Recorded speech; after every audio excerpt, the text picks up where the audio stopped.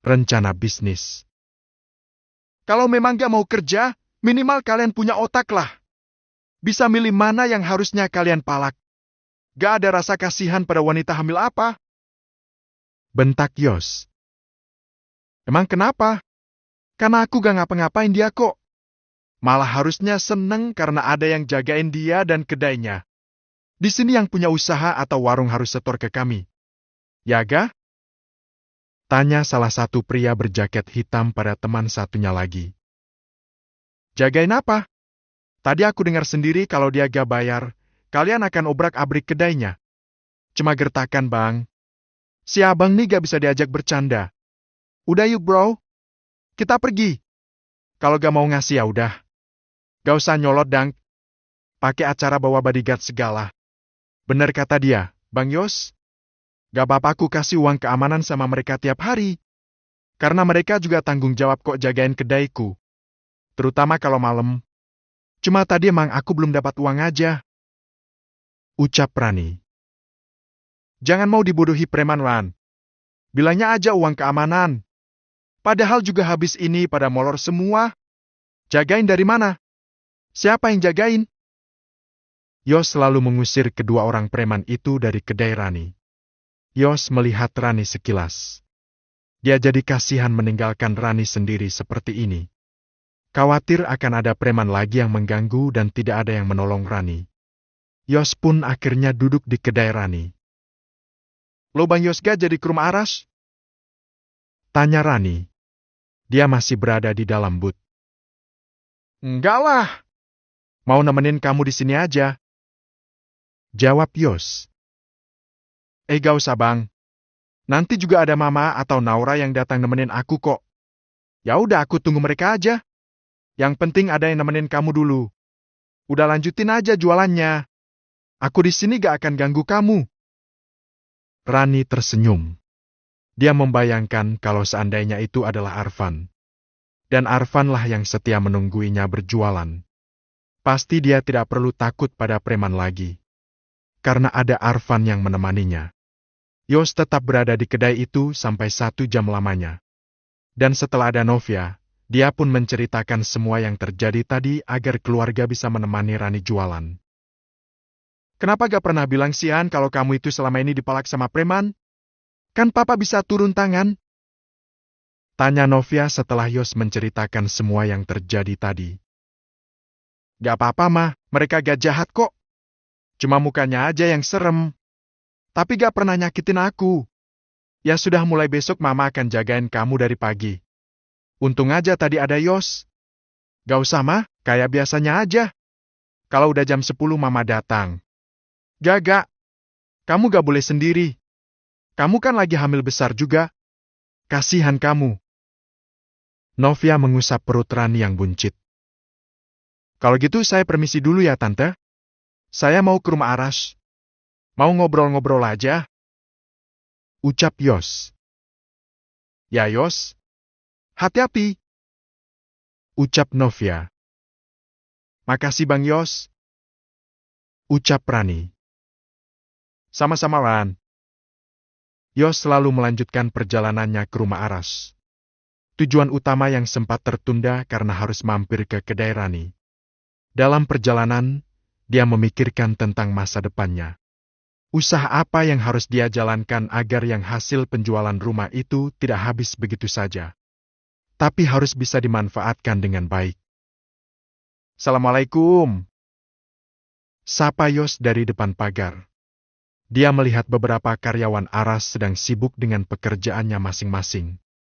Terlihat juga Naura yang sedang lift di teras rumah. Waalaikumsalam. Aras yang keluar membukakan pagar untuk Yos. Rash, lagi sibuk gak? Tanya Yos. Enggak. Gua kan kalau Jumat libur jualan bakso mekar. Untung aja lo kesini pas Jumat. Kalau hari lain ya gak bisa ketemu gua Yos. Biasanya gua pakai bimbingan. Tapi hari ini gua gak ada bimbingan. Ayo masuk, kita di dalam aja. Naura lagi lift soalnya. Ucap Aras. Siap. Yos mengikuti Aras dari belakang. Dia lalu diajak Aras untuk duduk di ruang tamu. Ada apa, Yos? Tanya Aras sambil meletakkan segelas air putih dingin di depan Yos. Gue pengen usaha, Rash. Usaha apa yang cocok sama aku? Apa ya? Aras mulai berpikir usaha apa yang cocok untuk Yos. Apa, Rash? Gue nanya bukan ngasih tebakan. Ucap Yos karena melihat Aras terdiam cukup lama. Iya, ini gua juga lagi mikir. Sabar sih ngapa? Modal lu berapa? Mau usaha besar, menengah atau kecil? Tanya Aras. Ya ada sisa uang hasil penjualan rumah. Tapi kan udah gue beliin rumah. Sisanya sebagian gue simpan kalau sewaktu-waktu ada yang nagih utang papa. Gua yakin modal lo banyak. Frozen food. Buka agen sosis aja, Yos. Banyak yang nyari. Terutama pedagang kecil. Kalau gak habis gimana?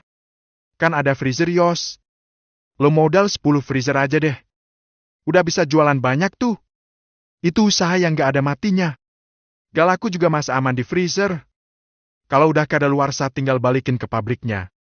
Kan perjanjian begitu biasanya. Lo tinggal duduk anteng terima uang. Cari karyawan biar ada yang layani pembeli.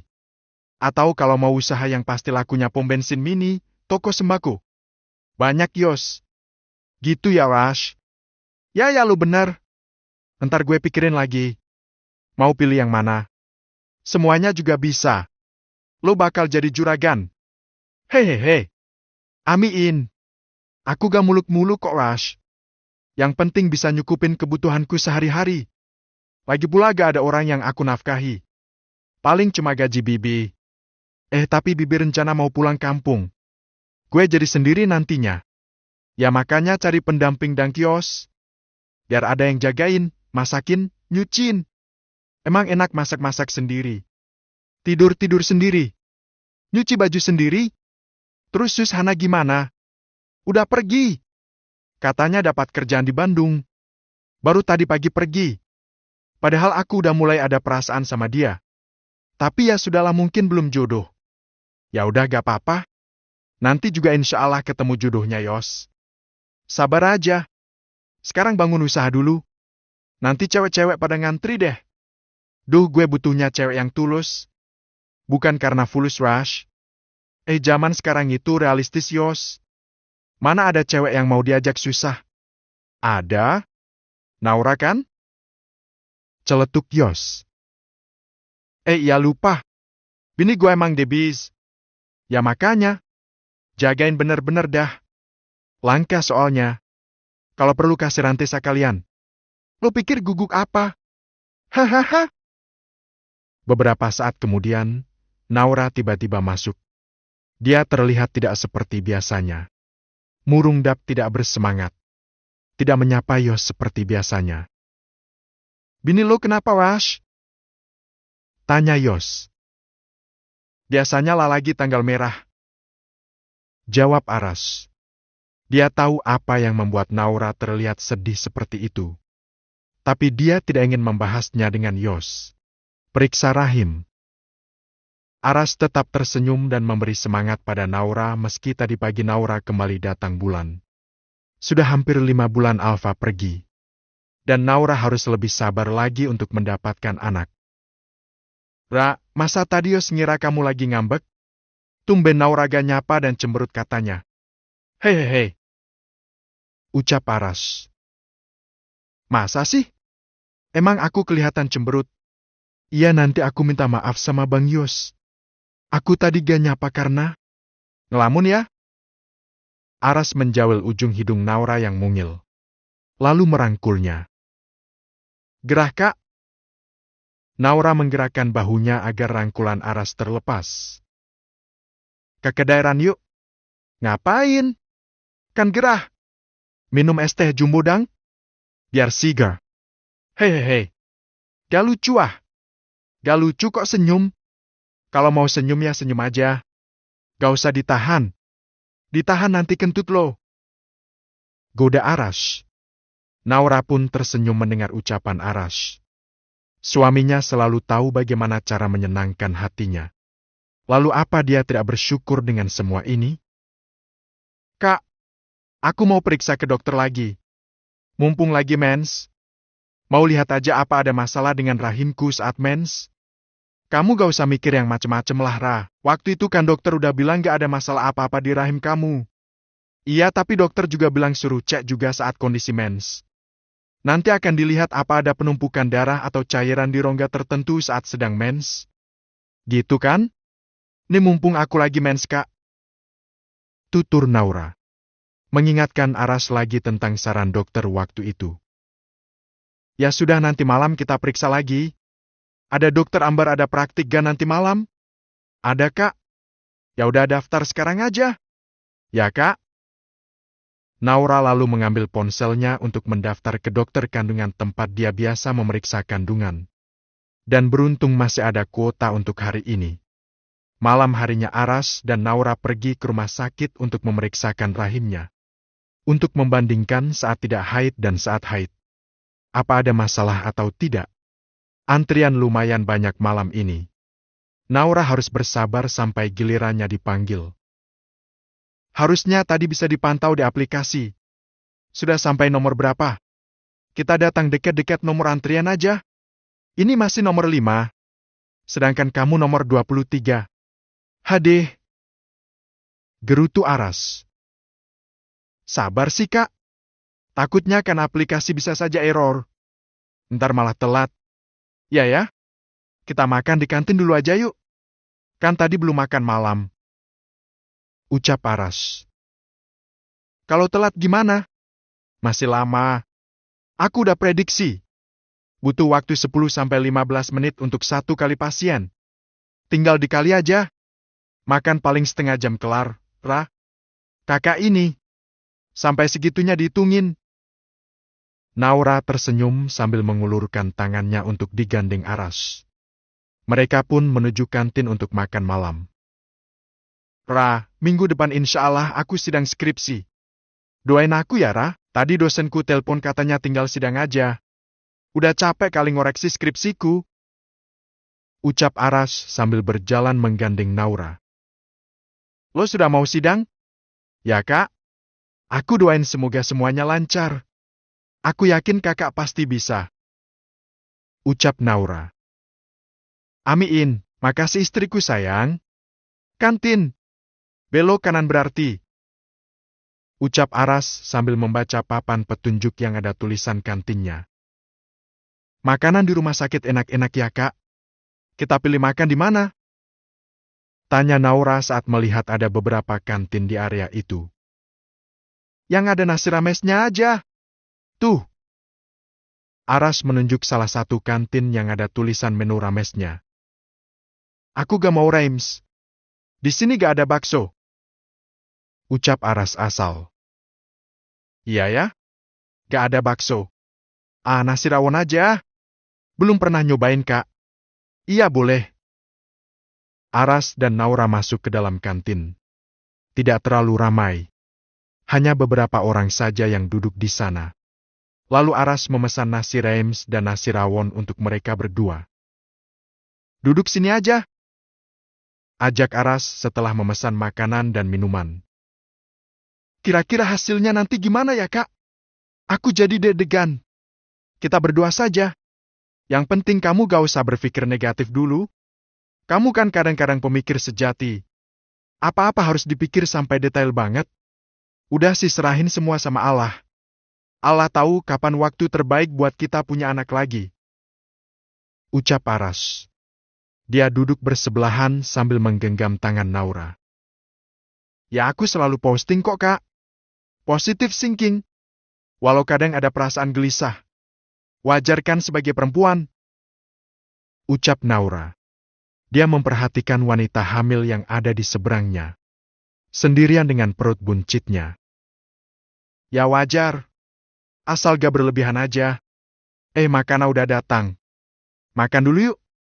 Laper banget. Ucap Aras. Alhamdulillah. Kayaknya enak.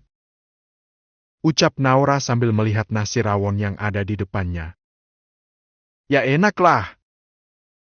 Setelah kenyang, Keduanya kembali ke ruang tunggu di depan ruangan dokter kandungan.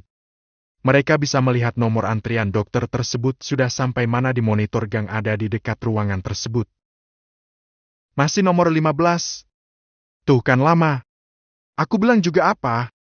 Padahal kita di kantin tadi cukup lama loh. Anggap aja kita lagi piknik, Kak.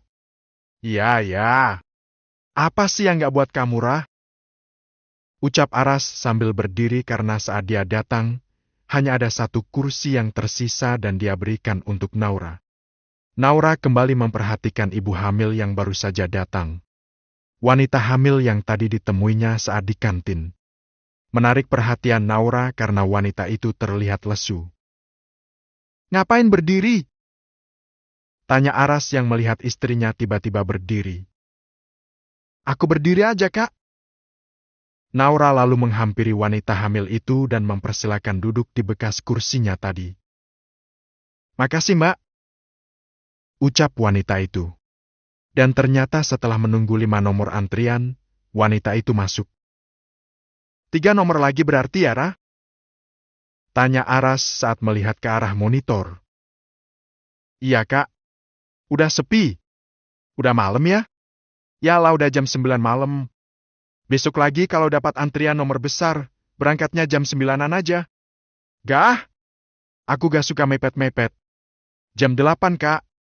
Serah kamulah. Wanita hamil tadi sudah keluar berarti Naura tinggal menunggu 2 orang lagi sebelum dirinya masuk. Saat keluar wanita itu tiba-tiba menghampiri Naura.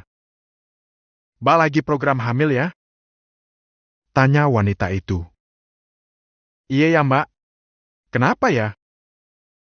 Tanya Naura. Aras yang ada di sebelah Naura hanya memperhatikan pembicaraan mereka saja. Mbak, saya mau ngomong sama Mbak. Bisa? Sebentar aja. Di situ yang sepi. Wanita itu menunjuk ruang tunggu dokter sebelah yang sudah kosong. Iya. Jawab Naura. Dia lupa meminta izin pada Aras. Naura lalu duduk bersebelahan dengan wanita itu. Dan wanita itu tiba-tiba mengatakan sesuatu yang sangat mengejutkan Naura. Mbak mau gak rawat anak saya kalau lahir nanti? Tapi saya butuh yang 10 juta. Ucap wanita itu tanpa basa-basi. Jangan menukar anak dengan uang. Naura terkejut mendengar ucapan wanita hamil di depannya ini. Naura mendengarkan dulu apa sebenarnya maksud wanita itu ingin menukar bayinya dengan uang 10 juta. Tapi keburu dia dipanggil masuk untuk periksa. Mbak, saya masuk dulu ya. Nanti kita bicara lagi. Ucap Naura. Wanita itu hanya mengangguk. Naura, ayo. Udah dipanggil. Ucap Aras yang sudah berdiri di depan pintu menunggu Naura. Iya, Kak. Naura menyamai langkah Aras lalu keduanya masuk ke dalam ruangan. Saat di dalam ruangan, Naura kembali di USG untuk melihat apa ada masalah di rahimnya saat dia sedang datang bulan atau tidak. Dan ternyata tidak ada. Semua normal. Tidak ada masalah apa-apa, Bu. Berarti hasilnya sama dengan saat tidak mens ya? Sudah selesai. Dokter itu berdiri lebih dulu.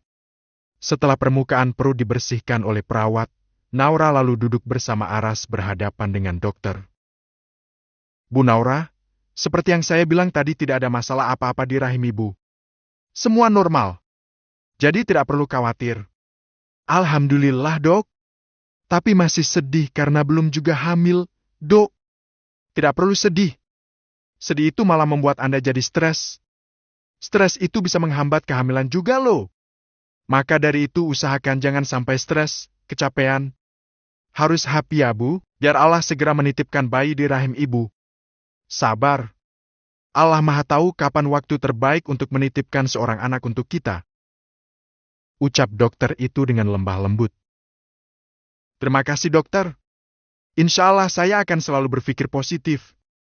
Saya akan selalu membuat istri saya bahagia, Dok. Ucap Aras. Alhamdulillah Bu Naura ini beruntung punya suami yang support yang tidak menuntut harus segera hamil. Jadi harus tetap semangat ya. Ini saya kasih vitamin, semoga bulan depan bisa hamil ya, Bu. Ucap dokter itu. Baik, Dok. Terima kasih. Dok, maaf apa saya boleh tanya sesuatu? Tanya apa Bu Naura? Maaf apa dokter ingat ibu hamil besar sebelum saya yang datang sendiri tadi? Tanya Naura. Yang pakai daster hitam tadi? Tanya dokter itu. Iya, Dok. Apa kandungannya baik-baik saja? Naura berharap mendapatkan informasi lebih dulu dari dokter. Alhamdulillah baik, sehat. Kemungkinan HPL-nya awal bulan depan. Oh begitu ya, Dok. Kalau gitu saya permisi dulu. Ucap Naura. Tadinya dia berharap akan mendapat informasi lebih. Tapi dia kemudian ingat kalau seorang dokter tidak boleh sembarangan memberikan informasi tentang pasien. Sama-sama Bu Naura. Semangat ya. Cepat hamil ya. Ucap dokter itu sambil tersenyum. Naura lalu keluar bersama Arash. Dia melihat kursi yang tadi diduduki wanita itu. Ternyata sudah kosong. Naura lega akhirnya tidak jadi berurusan dengan orang itu. Alhamdulillah. Bentar, Kak. Kita duduk di sini dulu. Ucap Naura. Dia duduk di ruang tunggu. Ini udah malam, Laura. Belum juga ngambil obat. Nanti keburu sepi. Takut gak sih ada suster ngesot? Ucap Aras sambil tergagah. Ih, kakak ini. Nakut-nakutin aja. Aku mau ngomong sama kakak tentang wanita tadi. Ucap Naura. Iya. Ada apa dengan dia? Dia menawarkan anaknya yang akan lahir nanti sama aku. Tapi dia butuh uang 10 juta. Ucap Naura. Hah? 10 juta? Ucap Aras kaget. Iya, Kak. Tapi aku gak jawab apa-apa. Gak boleh gegabah kan? Udah gak usah diladenin. Paling dia cuma iseng aja. Takutnya tipu-tipu. Udah yuk pulang. Udah malam. Sudah waktunya kita istirahat. Ajak Aras. Ya, Kak. Ayo. Sebelum pulang, Naura mengambil vitamin dulu di apotik yang tempatnya di lantai 1. Di ruang tunggu apotik sudah mulai sepi karena sudah malam. Sudah jam 10 malam. Mbak, gimana Mbak? Ucap seseorang yang tiba-tiba duduk di sebelah Naura. Gimana apanya Mbak? Naura kaget saat tiba-tiba wanita itu muncul lagi. Dia jadi ingat tentang suster ngesot yang tadi diceritakan Arash. Apa Mbak mau mengasuh anak saya nanti? Saya butuh uang Mbak. Ucap wanita itu. Arash hanya diam. Dia sambil mengawasi apa yang akan dilakukan oleh wanita. Dia biarkan Naura menyelesaikan sendiri.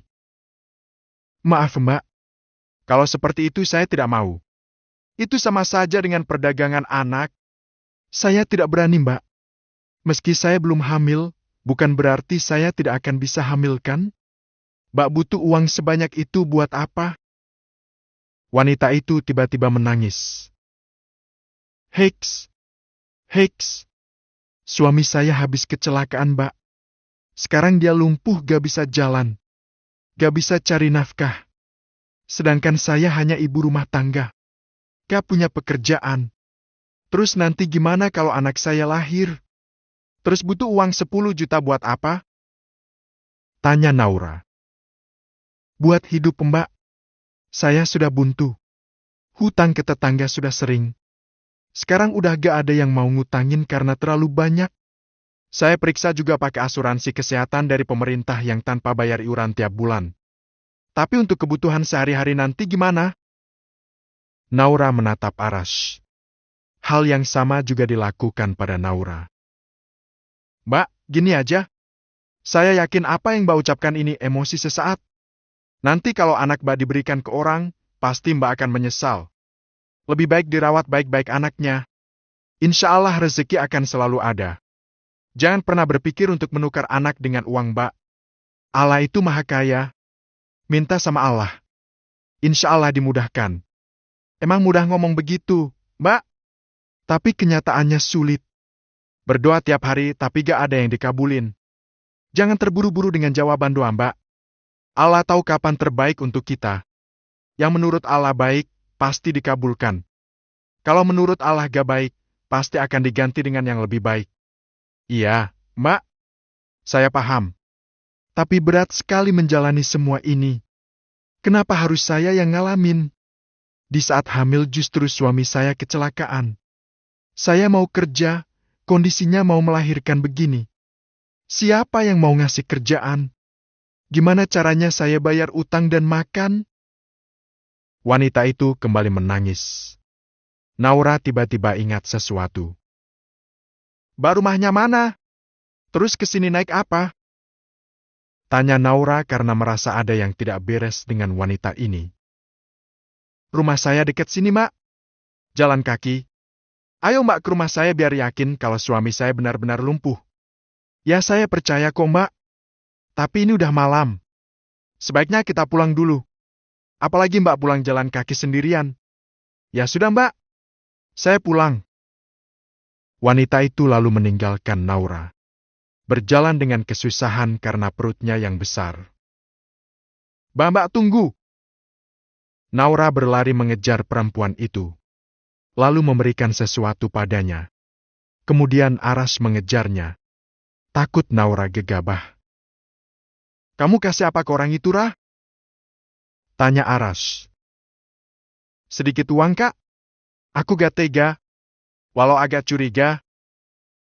Naura mencari wanita itu. Tapi secepat itu dia pergi. Ya sudah. Udah yuk pulang. Aku ngantuk banget. Ya, Kak? Kakak lihat wanita tadi jalan kemana? Enggak. Aku gak memperhatikan. Udah ngantuk soalnya. Home. Aras menutup mulutnya karena menguap. Ayo cepat pulang. Jadi horor nih sekarang setelah ada kejadian kemarin ya. Wanita hamil yang mati. Katanya banyak yang dilihatin. Serim. Celetuk seorang pegawai rumah sakit yang buru-buru keluar lewat pintu utama. Persis di sebelah Aras dan Naura. Sidang skripsi. Naura merinding saat mendengar pembicaraan pegawai rumah sakit yang baru saja melintas di sebelahnya. Mereka membicarakan wanita hamil yang meninggal dan sering menampakkan diri di rumah sakit itu. Dia langsung mengeratkan tangannya di lengan Aras. Lalu menyuruh Aras buru-buru pulang. Apa tadi yang aku lihat itu hantu, Kak? Tanya Naura sebelum dia tidur. Gak mungkin hantu lah. Napak lantai gak kakinya? Tanya Aras sambil memejamkan mata. Dia sebenarnya sudah sangat mengantuk. Tapi Naura ternyata masih ingin mengobrol dengannya. Dia ingat kalau 70% sebuah pernikahan itu isinya yang ngobrol. Gak lihat, Kak. Soalnya kan aku gak lihat ke bawah. Tapi kan tadi dokter bilang habis periksa tuh cewek. Gak mungkin lah. Dokter juga bisa lihat hantu dang. Beda hantu kali. Ya juga ya. Tapi kan sebelum aku ada 2 atau 3 nomor antrian.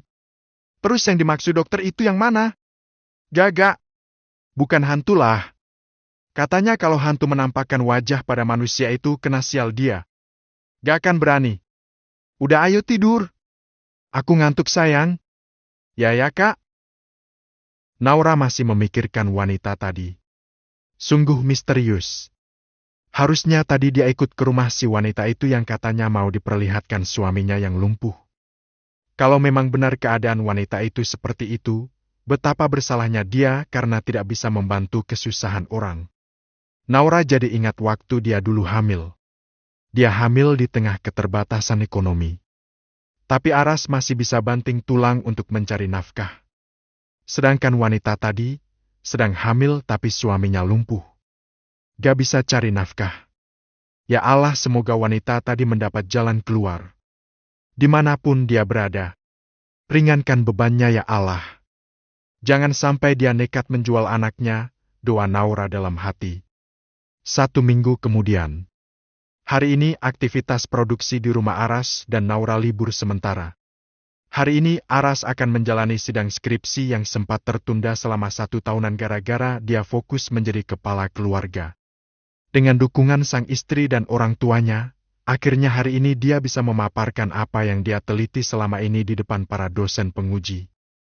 Pagi-pagi Aras sudah siap mengenakan kemeja putih lengan panjang dan celana panjang warna hitam. Deg-degan rasanya. Tapi dia optimis akan bisa melakukan tugasnya dengan baik. Aku yang melakukan penelitian, aku yang tahu betul apa yang aku teliti. Tidak usah takut dengan dosen penguji. Semangat Aras. Kamu pasti bisa, batin Aras saat dia mengenakan dasi di depan cermin.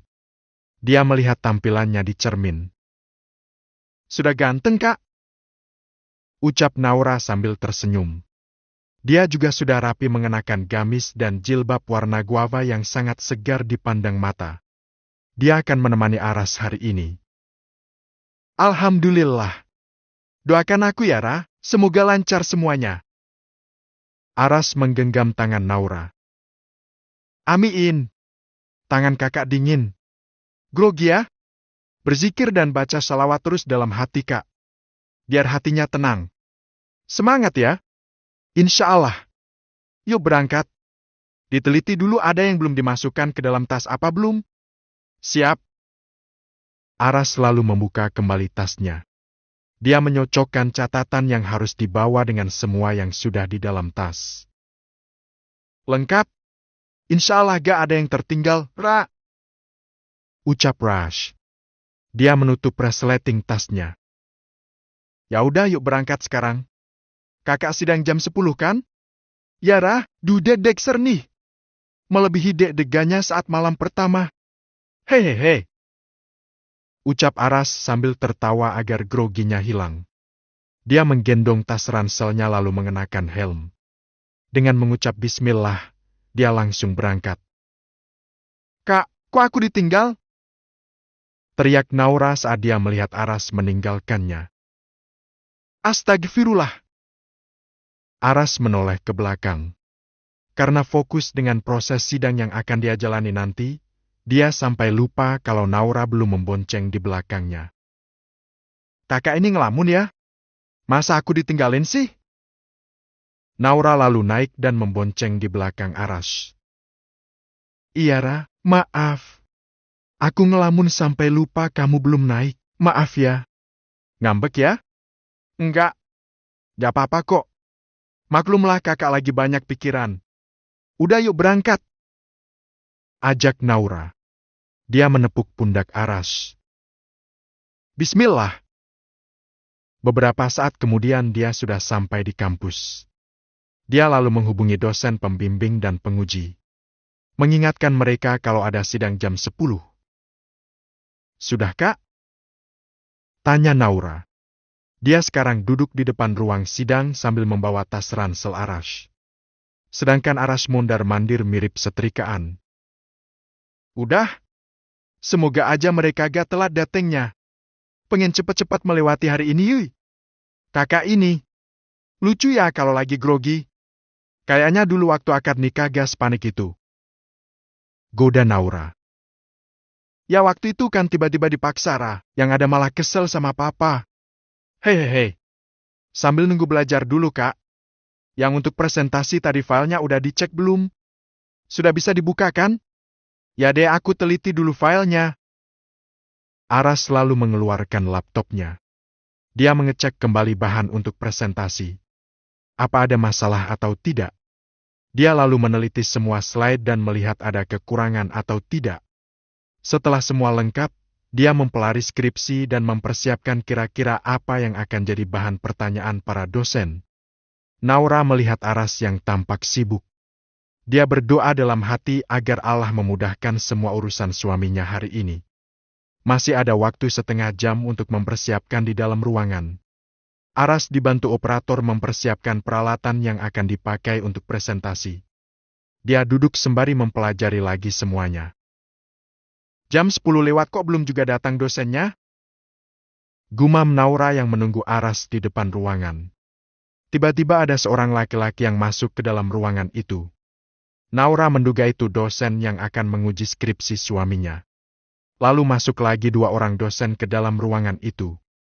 Lengkap. Sepertinya mau dimulai. Kayaknya aku ke musola kampus dulu deh. Tapi di mana ya? Naura lalu mencari musola dengan cara bertanya pada mahasiswa yang ada di sana. lumayan jauh dari ruang sidang Aras. Tapi gak masalah. Dia harus cepat-cepat menjalankan salat sunnah. Mendoakan suaminya agar diberi kemudahan. Setelah selesai salat, dia kembali ke gedung tempat ruang sidang skripsi Aras berada. Alhamdulillah gak nyasar. Masih tertutup pintunya. Semoga ke Aras lulus ya Allah. Naura duduk menunggu Aras. Sesekali melihat jam di ponselnya. Sudah 30 menit Aras di dalam. Dan waktu terus berjalan. Sampai akhirnya 10 menit kemudian, seorang dosen keluar. Diikuti 2 dosen lainnya. Naura menunggu Aras yang belum juga keluar. Dia jadi cemas. Dia berdiri. Ingin mengintip ke ruang itu tapi sungkan. Dia hanya bisa sabar menunggu Aras keluar. Dan benar beberapa saat kemudian Aras keluar. Dia langsung menghampiri Naura dan memeluknya. Alhamdulillah aku lulus, Ra. Makasih doanya. Ucap Aras sambil mencium kening Naura dengan spontan saking senangnya. Alhamdulillah. Naura ikut senang mendengar suaminya lulus. Astagfirullah. Mbak pakai jilbab kok mau-maunya dipeluk dan dicium cowok sih? Kau tegur seseorang yang lewat di depan Aras dan Naura. Makan pakai masker.